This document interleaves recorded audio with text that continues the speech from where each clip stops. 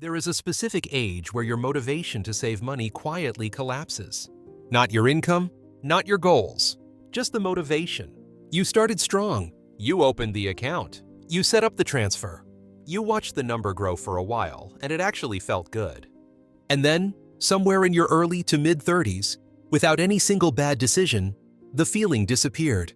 The transfer is probably still happening. You probably have not even noticed. But the part of you that used to feel anything about it is gone. This is not about losing discipline. It is about a specific psychological shift that happens to almost everyone at almost the exact same stage of life. Behavioral economists have a name for part of what is happening. It is called hedonic adaptation. It describes how anything that once felt rewarding eventually stops registering as rewarding, simply because you have experienced it enough times. The first time your savings account crossed a meaningful number, your brain rewarded you for it.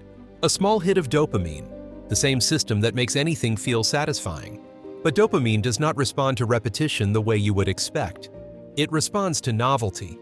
Watching the same number slowly increase, month after month, stops triggering that response. Not because the achievement is smaller, because your brain has already filed it as normal. At the same time, something called temporal discounting is working against you. Your brain consistently undervalues rewards that are far in the future compared to rewards available right now. Early in your saving habit, retirement still feels close enough to be motivating. By your early to mid-30s, it often feels distant enough that your brain starts discounting it more aggressively. Two systems, working in opposite directions, collide at almost exactly the same stage of life. The reward fades. The future feels further away, and the motivation that once felt automatic simply stops showing up. Here is what that collision actually looks like in the data. Research published in the Journal of Consumer Research has tracked saving behavior over time and found that voluntary increases to retirement contributions consistently peak within the first 2 to 3 years of a person starting to save seriously. After that window closes, most people's contribution rate flatlines, even as their income continues to rise. Separately, behavioral research on motivation decay has found that habits driven by an emotional reward, rather than an automatic system, show a sharp drop-off in voluntary engagement at almost exactly the same point, somewhere between 2 and 4 years in. Put those two findings together and a pattern emerges. The people who keep increasing their savings rate over decades are rarely the most disciplined people.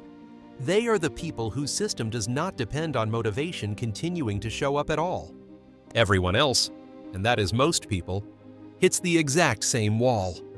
Not because they stopped caring about their future, because the specific brain chemistry that made saving feel rewarding quietly stopped firing, usually within the first few years, usually without them noticing. Here is what makes this pattern especially difficult to catch. Automatic transfers, the single best tool for saving consistently, also make the motivational collapse invisible. The money still moves, the account still grows. Nothing about your bank statement tells you that the part of you that used to care has gone quiet. So instead of noticing the shift and adjusting for it, most people simply freeze their contribution rate at whatever it was when the motivation was still active. A rate that was set by an emotional system that no longer exists. Meanwhile, your income usually keeps rising, which means the percentage of your income you are actually saving quietly shrinks year after year, while the absolute number stays the same and feels, on the surface, like nothing has changed. The system built to protect you from needing motivation has also hidden the exact moment you stopped needing it. So what do you actually do once you know this is coming? 3 specific protections. None of them require you to manufacture motivation you do not have. Protection 1. Schedule the increase, not the motivation. Set your contribution rate to automatically increase by 1% every year, ideally timed to your annual pay review. This removes the requirement that you feel motivated at the moment the decision needs to be made. The system does the caring so you do not have to. Protections down to reintroduce novelty on purpose. Once a year, change one small visible element of your saving system. A new goal label on the account, a new milestone number, a new account altogether for a specific purpose. Novelty is what triggers the dopamine response in the first place. You can manufacture small amounts of it deliberately rather than waiting for it to happen naturally. Protection 3. Shrink the future on purpose. Since your brain discounts distant goals more harshly, stop framing retirement as one distant goal. Break it into a series of much closer milestones, 3 years out, 5 years out, 10 years out, each with its own number. Closer goals are discounted less harshly, which means they stay motivating for longer. If you want to understand the deeper architecture behind why your brain treats long-term financial decisions so differently from short-term ones, Your Money and Your Brain by Jason Zweig covers exactly this territory, the neuroscience of financial decision-making, in far more depth than almost anything else written on the subject. The link is in the description and pinned in the comments below. This was never about losing discipline. You did not become careless with your future. Your brain simply ran out of the chemical reward that made saving feel automatic, at almost exactly the same age it does for everyone else.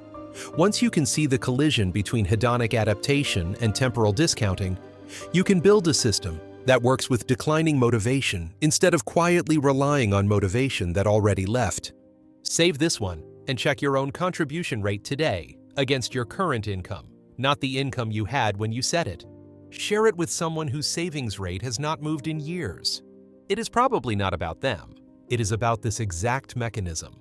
Subscribe if you are tired of knowing what to do and still not doing it. And if you want to understand the specific financial gap that builds up quietly over years of caregiving decisions and never appears on any statement, that video is right here. I will see you there.